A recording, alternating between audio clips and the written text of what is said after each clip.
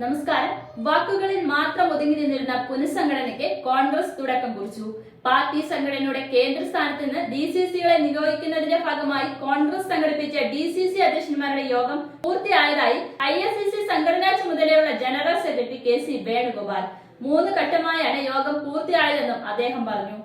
DCC അധ്യക്ഷന്മാരുമായി നിരന്തരം ബന്ധപ്പെടാൻ party തീരുമാനിച്ചു. കീഴ്ത്തട്ടിൽ പാർട്ടിയെ സജ്ജമാക്കാനാണ് നീക്കമെന്നും KC വേണുഗോപാൽ പറഞ്ഞു. കേരളത്തിലടക്കം DCC പുനഃസംഘടനാ നടപടികൾ ആരംഭിച്ചു. ഗുജറാത്തിൽ നിന്നും പുനഃസംഘടന ആരംഭിക്കും. എവിടെയൊക്കെ പുനഃസംഘടന വേണമോ അവിടെയെല്ലാം നടക്കുമെന്നും KC വേണുഗോപാൽ പറഞ്ഞു. 2009 ഇതിനു മുൻപ് ഹൈക്കമാൻഡ് DCC അധ്യക്ഷന്മാരുടെ യോഗം വിളിച്ചു ചേർത്തത്.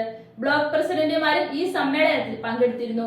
ഈ യോഗം 2009 ലോക്സഭാ തെരഞ്ഞെടുപ്പിന് തൊട്ടു മുൻപാണ് ചേർന്നത്. വീണ്ടും അധികാരത്തിലെത്താൻ ഈ യോഗം സഹായിച്ചെന്ന് മുതിർന്ന നേതാക്കളുടെ വിലയിരുത്തൽ. ഡൽഹി കേന്ദ്രീകരിച്ച് തീരുമാനങ്ങൾ എടുക്കുന്ന ശൈലി RSS BJP പ്രവർത്തന രീതിയെ നേരിടുന്നതിന് പര്യാപ്തമല്ല എന്ന് കോൺഗ്രസ് ഹൈക്കമാൻഡ് വിലയിരുത്തുന്നു. അതിനാൽ താഴെത്തട്ടിൽ ശക്തമായ സംഘടനാ സംവിധാനം രൂപപ്പെടണമെന്നാണ് ദേശീയ നേതൃത്വത്തിന്റെ ആവശ്യം. 15 വർഷത്തിന് ശേഷം രാജ്യത്തെ DCC അധ്യക്ഷന്മാരുടെ യോഗം നടത്തിയത്.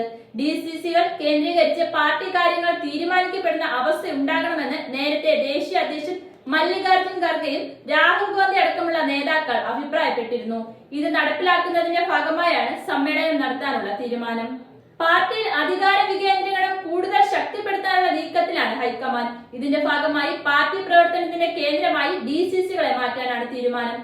ഹരിയാനയിലൊക്കെ കഴിഞ്ഞ 10 വർഷമായി താഴെത്തട്ടിലെ കമ്മിറ്റികൾ വളരെ നിർജീവമാണ്.